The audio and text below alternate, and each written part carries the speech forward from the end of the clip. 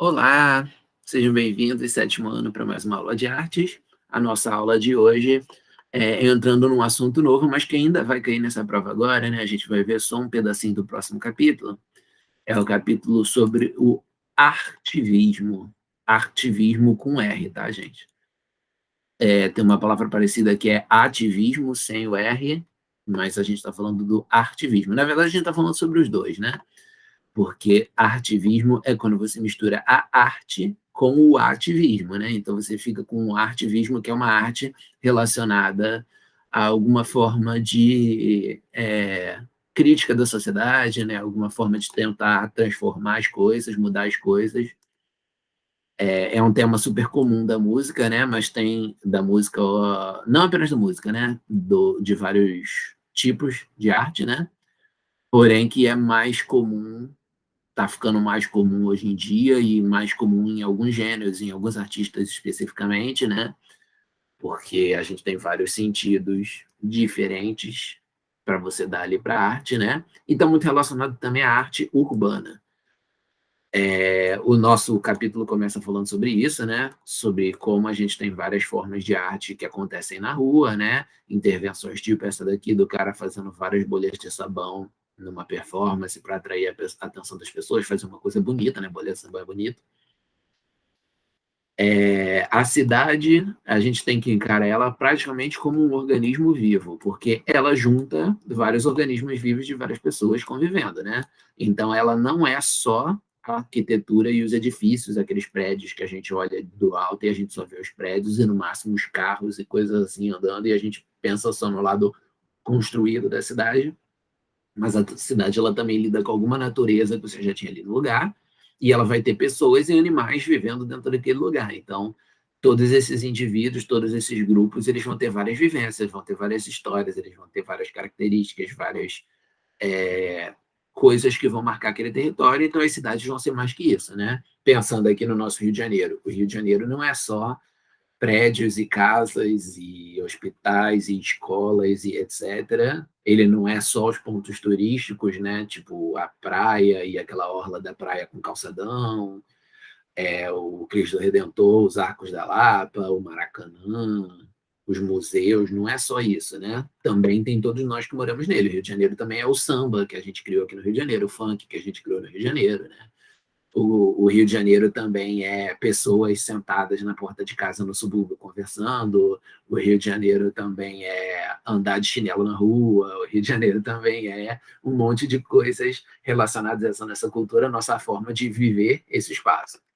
Então, quando as pessoas fazem arte urbana, quando as pessoas fazem essa arte nos espaços das ruas, eles também estão lidando com tudo isso. Eles também estão nos levando a vivenciar esse espaço de alguma outra forma, talvez mais rica, mais reflexiva, mais orgulhosa daquela cidade, né? Mais consciente do que é aquela cidade, no que é bom e no que é ruim.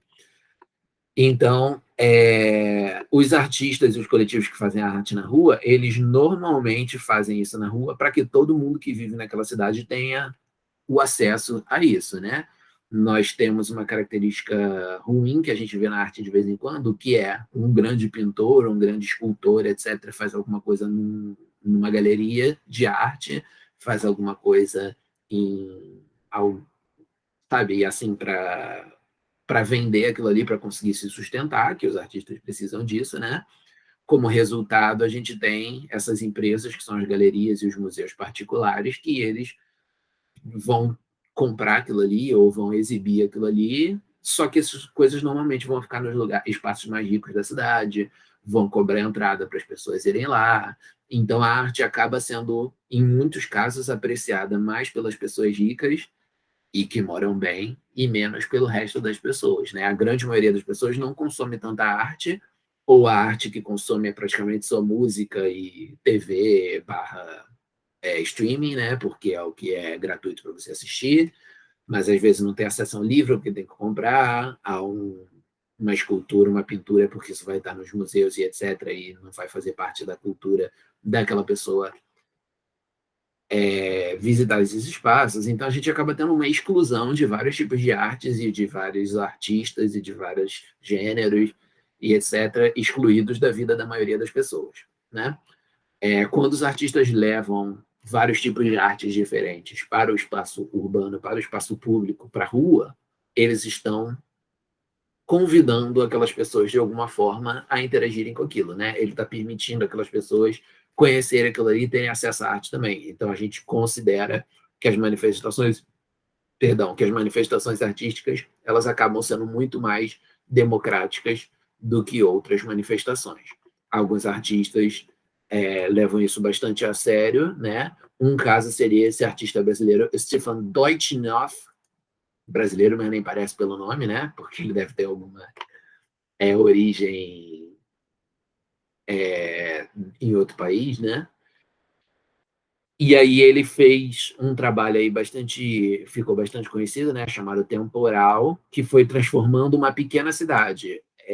Normalmente, esses artistas que fazem as coisas nas ruas, eles acabam levando para as grandes cidades, primeiro porque já costuma ser onde eles moram, e segundo porque nessas grandes cidades vai ter mais gente para ver aquilo ali, né?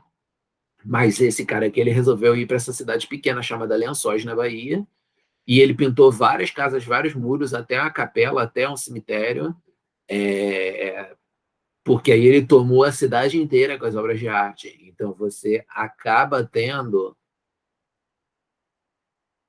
né, uma mudança significativa na cidade. Ele transformou a cidade toda, a cidade ficou mais marcada por conta disso. Se ele fizesse isso num espaço urbano que já tem um monte de obra de arte, tipo aqui no Rio de Janeiro, ou tipo São Paulo, ou algo assim, ia acabar não tendo o mesmo efeito que ele pintar essa cidade toda pequena ali fez, né? A cidade provavelmente agora está conhecida como a cidade das pinturas nas paredes, a cidade da obra temporal, ou etc., né? Pelo menos na região deve estar conhecida assim. Então, os artistas que eles misturam a arte com o ativismo, né, com essa forma de militância política, né, de lutar pelos assuntos que eles acreditam que tem que mudar e etc., né, são os considerados artivistas. A arte como uma forma de participação na sociedade, fazendo considerações políticas, ecológicas ou sociais.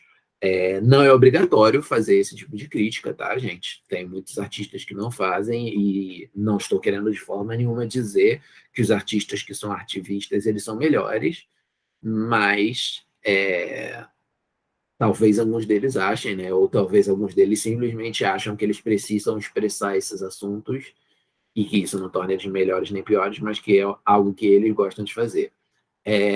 Os artistas de rua e os ativistas estão bastante interligados já por conta desse assunto que eu falei, da arte de rua ser mais aberta. Um grupo que exemplifica isso é esse grupo chamado Desvio Coletivo, que ocupa ali as ruas com vários tipos de linguagens diferentes, né, misturando vários tipos de gêneros de arte diferentes ali nas ruas, né, e eles fazem as chamadas intervenções urbanas. Professor, aqui como intervenção urbana? Marcado aqui no livro de vocês já, né? São manifestações artísticas que ocorrem em espaços públicos da cidade, geralmente interagindo com os espectadores. Não é só você fazer um quadro, fazer uma escultura e deixar ele na rua, né? Normalmente tem a ver com você fazer alguma coisa ali na hora, né? Então, tem muito a ver com dança, com performance de teatro, ou de falas, ou de qualquer coisa assim, né? Um caso típico que vocês talvez conheçam são aquelas pessoas aqueles caras que ficam de estátua na rua, né? Eles estão performando, eles estão fazendo a coisa ali na hora, né? Para que as pessoas vejam. E esse é só um exemplo muito comum, mas você tem vários tipos de coisas diferentes que você pode fazer na rua. Esse grupo aqui, eles resolveram fazer, por exemplo, essa intervenção intitulada Cegos, nos quais eles andam pela cidade vestidos como executivos, né, com roupas aqui de escritório, né, sapatos bonitos e ternos e etc, gravata, etc, só que cheios de lama em cima, né, argila, né, na verdade, com os olhos vendados por atadura. Então eles circulavam carregando maletas e com cegos dessa forma eles andavam pela rua e chamavam a atenção das pessoas, certamente, né? Porque eles estavam praticamente cobertos de lama, as pessoas iam ficar, no mínimo, curiosas para entender o que era aquilo ali que estava acontecendo. E conforme elas iam olhando, conforme elas iam pensando sobre aquilo, elas talvez tivessem uma reflexão ali sobre qualquer coisa que esses caras aqui estavam tentando criticar, né? Talvez sobre o mercado de trabalho, talvez sobre o capitalismo, talvez sobre as grandes empresas e as coisas que elas fazem contra as pessoas, talvez sobre quem vive só para trabalhar e não vê as coisas boas da vida, né? Seria cego por conta disso. Outro exemplo aqui é esse espetáculo aqui feito em Janelas, né? Pelo grupo Esparrama de São Paulo, né? Chamado Esparrama pela Janela. Eles falaram ali sobre a vida na grande cidade, mostrando o morador de um apartamento, né? Que fica do lado de uma via expressa, então convive com o barulho, convive com bagunça, etc., né? E vai mostrando a vida de várias pessoas que moram ali ao redor dele. Então, aquilo ser feito dentro de uma casa ali, né, visto por uma janela, tem uma graça a mais e deixa aquilo ali aberto para qualquer um que esteja passando na rua, naquele momento, conseguir ver. E aí, conforme os artistas vão tomando os espaços públicos para fazer esse tipo de coisa, começa a dar uma pequena treta de vez em quando, de acordo com as autoridades e os políticos que podem não estar interessados naquilo. Algumas dessas peças, dessas performances, etc., podem ser consideradas como algum tipo de bagunça, ou então podem estar criticando coisas que aquele governo não queira que sejam criticadas, ou simplesmente o governo pode não estar pensando nisso quando ele projeta os espaços urbanos, e aí não coloca, sei lá, praças, não coloca ambientes legais para você fazer isso, né? Então, muitos lugares você tem polícia tentando impedir os artistas da rua, aqueles artistas também de transporte público, né, de ônibus, de trem, eles muitas vezes são perseguidos, eles fazem as coisas só quando a fiscalização não está vendo, né? Então isso atrapalha um pouco também. E às vezes, por falta de ter espaços bons para fazer isso, a galera encontra espaços alternativos. Um espaço que já ficou bem marcado para isso, né, por exemplo, é o Minhocão, que é um viaduto que você tem lá em São Paulo. Durante a semana é carro passando o tempo todo, né? Um lugar cinza, feioso, com poluição sonora, fumaça, etc. Mas nos fins de semana, a prefeitura começou a fechar ele, né? Porque não tem tanto carro andando pela rua. E aquilo passou a virar um grande palco e um espaço de lazer. As pessoas vão para caminhar, correr, andar de bicicleta, de patins, e você pode ter ali no meio peças de teatro, gente fazendo malabarismo, gente andando em perna de pau, todo esse tipo de coisa. A gente tem aqui a diferença, né? A imagem do Minhocão no dia de semana, com carros, e no dia de fim de semana, pessoas ali andando de bicicleta, umas outras pessoas andando, e talvez tenha mais gente por lá, ou sei lá. O que eu fiz aqui, gente? E aí, um gênero, uma cultura específica, né? Um movimento específico que costuma ser muito artivista, que já surgiu artivista, e que até hoje ainda tem essa característica forte, é o hip hop.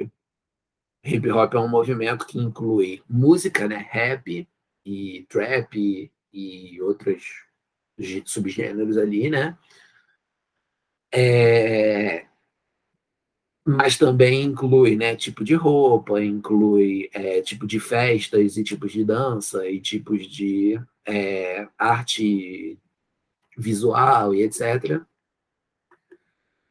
Ele é muito conhecido, talvez vocês não estejam ligando o nome às coisas, mas com certeza vocês já ouviram falar de coisas relacionadas, né? Artistas aí super conhecidos como, sei lá, Jay-Z, Lil Nas X, enfim, esses grandes rappers, né? Estão todos relacionados a esse movimento ativista, mas é um movimento que já tem aí uns 50 anos, né? Ele surgiu na década de 1970 lá em Nova York, então ele já foi bem transformado, bem reaproveitado por várias pessoas. Ele nasceu entre os afro-americanos, né, as pessoas negras, e os imigrantes jamaicanos, latinos, a galera pobre ali dos guetos, dos espaços pobres de Nova York, periféricos, né? Então, logo ele vai ter uma postura crítica por conta disso, né? Ele vai denunciar aqueles problemas sociais que afligem aquelas pessoas, a violência, né? A incapacidade de comprar coisas necessárias para a vida, né? Ou coisas que ajudem você aproveitar a vida.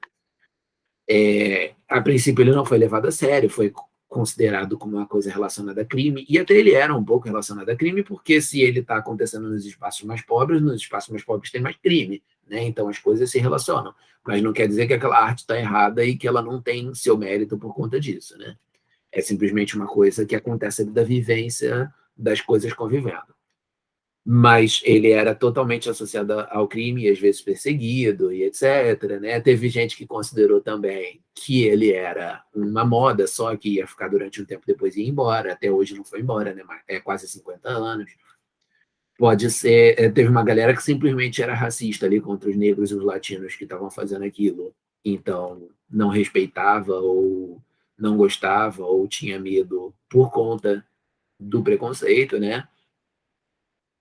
E por aí vai. Então você acaba tendo uma grande perseguição e uma ignorada ali pela mídia nos primeiros anos, mas lá nos anos 70, mais já para o final dos anos 70, né, e anos 80, explodiu e conseguiu ter um destaque e ganhar o mundo e etc, né? Então, em vários países a gente tem esse movimento hip hop já, e o rap é um dos estilos musicais mais vendidos e conhecidos hoje em dia, e mesmo outros gêneros tipo pop frequentemente usam coisas do rap ali neles, né? O funk também, e por aí vai. Então a gente tem, né, a principal coisa ali do hip hop, que é o rap, é a parte da música, né? Rap é uma abreviação, né, de Rhythm and Poetry, que em inglês, em português, fica ritmo e poesia. Então é justamente a ideia de você pegar um ritmo, né, uma batida lá, aquela beatbox, né, que a gente conhece, algum sample ali de alguma música, né, um ritmo ali por trás, e aí o cara vai em cima daquilo ali improvisando uma poesia, né? Então é uma coisa rápida, o cara tem que aprender a falar rápido, a rimar rápido, a criar boas rimas, né, a ser original, em vez de simplesmente cair naquelas palavras básicas que todo mundo fala. Então é uma coisa bem interessante, vale muito a pena vocês procurarem batalha de rap. Joga isso no Google, que aí vocês vão ver aí vários caras mandando as coisas ali na hora, é muito legal. E forma aquela rodinha, né? Acaba virando uma festa. O break dance é aquela dança típica, né? Que o pessoal vai rodando no chão, vai fazendo vários pulos, várias piruetas, vários movimentos acrobáticos, é bastante impressionante. Aqui no Brasil a gente tem gente que faz isso dentro do. Perdão, minha voz está meio estranha. Aqui no Brasil a gente tem gente que faz isso dentro dos trens, né? É muito legal, e o espaço do trem é pequeno, então fica bem impressionante também as pessoas conseguirem, né? Também dá para ter batalha de breakdance ali, um cara faz os movimentos, depois o outro faz outro, e aí o público escolhe quem foi melhor. E aí quem faz o breakdance, os homens são chamados de b-boys e as mulheres são chamadas de b-girls. O DJ, que hoje em dia a gente chama de DJ, qualquer pessoa que está colocando músicas ali para tocar e fazendo mudanças naquelas músicas, isso é algo que surgiu dentro ali do movimento hip hop, né? O grande artista que marcou isso aí foi um dos primeiros e um dos mais influentes, foi o Grandmaster Flash. Naquela época você não tinha equipamento digital para fazer isso, então por isso que o pessoal fazia aquela coisa de rodar os discos, né? Aquele que o pessoal faz, né? Quando mexe na coisa. Os caras precisavam de fato ter uma noção muito grande de onde cada pedaço da música ia e quanto que aquele rodado disco fazia a música rolar, né? Porque antigamente a música precisava do disco para rolar, né? Você colocava ali um gramofone, uma. Como é que chama? Esqueci o nome daquele troço. Uma vitrola. Um desses coisas que ficava lendo ali o disco, né? O disco rodava, aí aquela agulhinha ia ali em cima da parte da música que estava rodando e ia lendo a música e transformando aquilo ali no áudio. Então os DJs aprenderam que eles conseguiam voltar as partes da música quando ele mexia naquele negócio, né? Então, se você queria fazer o refrão mais de uma vez, você voltava ali no refrão, dava uma rodadinha no disco, né? Então é uma coisa muito interessante de fazer. E muito difícil também, parabéns para os caras que conseguem fazer isso. Hoje em dia, como tem as coisas digitais, ficou bem mais fácil de fazer, mas na época que tinha que fazer rodando o disco era muito difícil. Tem uma série que está no Netflix, mas vocês provavelmente já acham nas piratarias por aí, né? Chamada The Get Down. Deixa eu jogar aqui no Google rapidinho. Ela explica muito sobre esse momento aí do nascimento do, do movimento hip hop, né? E esse menino aqui vai aprendendo a fazer fazer ali o mix das coisas, né? Vai aprendendo a fazer essa coisa de rodar os discos, né? Que é uma coisa super difícil. Então vai aprendendo ali, você vai aprendendo ali na hora, né? Não, perdão, os atores, né, os personagens, eles vão aprendendo na hora a fazer essas paradas com os CDs. É muito legal mesmo essa série. Inclusive o Grandmaster Flash, acho que ele aparece. Eu só vi a primeira temporada, então não posso dizer muito, mas é uma série bem legalzinha para aprender sobre isso. O modo de vestir é bem característico, né? Você costuma ter roupas largas que sejam possíveis ali de você fazer o breakdance, né? Você também tem bandana, boné, correntes, são coisas bem relacionadas, né, a isso. As joias, muitas vezes, elas marcam, né? Porque tem aquela característica da ostentação, como é uma música que nasceu de lugares pobres, de gente que era negro ou latino, por isso sofria preconceito e às vezes tinha dificuldade de subir no mercado de trabalho, né? Conforme os caras conseguiam dinheiro suficiente para se vestir com essa ostentação toda, né? Dessas joias de ouro, maciço, grandão, etc., você acaba tendo, às vezes. Vou jogar aqui no Google também.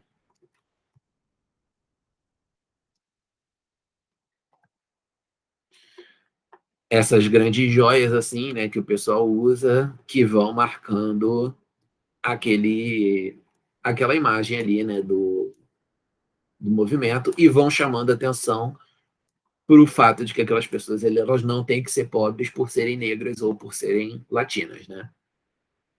E por último, nós temos aqui o MC, que é o mestre de cerimônias. Até hoje em dia a gente tem MC no funk aqui no Brasil, né? Então vocês conhecem essa,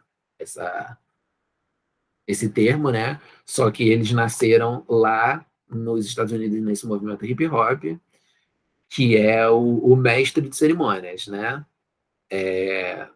O MC, ele originalmente ele era um cara que comandava um evento e que interagia com o público. Então, se você ia colocar os rappers lá para fazer uma batalha de rap, ia ter um MC que ele ia ficar anunciando. Aqui desse lado a gente tem o maluco fulano não sei quem, que vai cantar aqui para vocês. E aqui do outro lado a gente tem o outro cara que vai competir com ele. Vamos ver quem vai ganhar? Então bora. Então ele era o cara que fazia essa coisa de apresentar os eventos. Só que aqui no Brasil isso acabou ganhando o sentido do MC ser o cara que canta, né, no rap ou no funk, né? Lá nos Estados Unidos o MC era só o cara que apresentava o evento, etc, né? E aí aqui no Brasil a gente também tem um ícone ali do hip hop, né? Um cara super conhecido que é um dos mais influentes, que é o Nelson Triunfo, um pernambucano, né?